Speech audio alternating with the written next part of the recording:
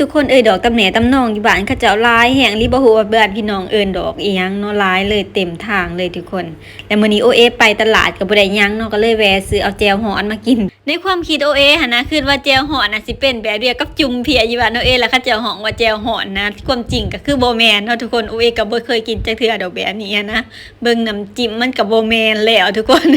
แต่กระเทิงยังได้ซื้อมาแล้วก็ต้องกินเนาะทุกคนทำอีทโอเอก็เลยสิเอาหมูไปลวกทุกคนกับน้ำซุปมาน้ำกันหั่นแหละเนาะเอาหมูเอาแครอทแล้วก็มีเต้าหู้นำที่เขาเจ้าให้มาเนาะหมูกับมีตับน้ำแล้วก็มีซ้ำซันแล้วก็มีนมหมูน้ำทุกคนแล้วก็ใส่ผัก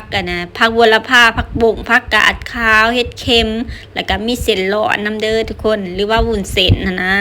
แล้วก็มีไข่หน่วยนึงทุกคนโอ้ยก็ตอกลงไปเลยอันนี้โอ้ยก็บ่ได้ใส่เบิดเด้อทุกคนโอ้ยใส่น้อยเดียวเพราะแต่ว่ากินผู้เดียวซั่นเนาะหลังจากที่มันสุกแล้วโอ้ยก็เอามาใส่แจ่วแล้วก็ในแจ่วก็บ่ฮู้ว่าจะเอาหยังเฮ็ดก็บ่ฮู้คือกันเนาะทุกคน แล้วก็มีข้าวขัวแถมมาให้นำโอ้ยก็เอาแจ่วใส่เนาะซ้ำพอโอ้ยกินหั่นแหละเพราะว่าโอ้ยก็บ่ค่อยกินเผ็ดปานใดก็เลยใส่บ่หลายหลังจากที่ใส่แจ่วแล้วโอ้ยก็คนให้มันเข้ากันเนาะทุกคนเบิ่งสีสันเบิ่งดูเป็นตาแซ่บบ่ทุกคนไปเคยกินแหน่มาเม่นบอกกันแน่เด้อว่ารสชาติเป็นจังได๋นะผู้ใดมักแน่ระหว่างแจ่วฮ้อนหมูกระทะแล้วก็จุ่มจีหรือว่ามาล่าจุ่มเพียจุ่มเพียแถวนี้มีบ่กูฮู้คือหลังจากนั้นโอ้ยซิมเบิ่งแล้วก็เอามากินทุกคนมาอ่างทุกคนแบบนี้เลยบ่ฮู้ว่าทุกคนที่อยากกินน้ำบ่แล้วมื้อนี้ก็เทิงกินเทิงพลอยไปทุกคนบอกเลยว่าแบบฮ้อนแห้งสมว่าแจ่วฮ้อนอลีทุกคนอยากบอกเลยว่าฮ้อนตั้งแต่ปากจนถึงลำไส้เลยทุกคนเป็นเหล้าลงเลย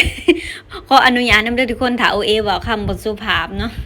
แล้วสิบอกว่าแซ่บนะคะแซ่บแต่ว่ามันออกหอนท้องแห้งทุกคนความแซ่บเขาบ่ให้เว้าเลยทุกคนแนวกินติดซบก็ยังบ่เห็นนะถ้าบ่ถ่ายคลิปไว้คือสิบ่เห็นเลยทุกคนผู้เขาเจ้านางฟังเอาเองกินนะเขาเจ้าก็สิว่าโว้ยมันแซ่บขนาดนั้นเลยบ่ที่จริงเผ็ดหลายกว่านะทุกคนถ้ากินน้ำอินก็สิบ่ได้เผ็ดปานใดแต่ว่าค่อยๆเผ็ดขึ้นเรื่อยๆเรื่อยๆนะทุกคนว่าสิตากมากินแบบคำใหญ่ๆกับบ่ได้เนาะทุกคนเพราะว่าทั้งหอนทั้งเผ็ดหั่นนะทุกคนก็เลยยิบยอมกินเทื่อละน้อยเนาะหลังจากกินแล้วเอก็ออกมาเบิ่งบรรยากาศทางหนองว้ายสบายใจเลย